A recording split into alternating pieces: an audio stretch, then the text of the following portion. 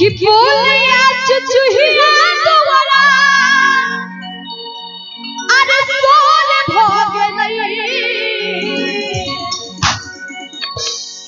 एगो पत्नी अपना पति से कहे छे कोना कि बोलिया चुचुहिया दुआरा अरे सोर भोग नहीं कि छोरू ने अच्छा कलैया सैया जी जी अरे भोर भोगे कि छोरू ने कलैया सैया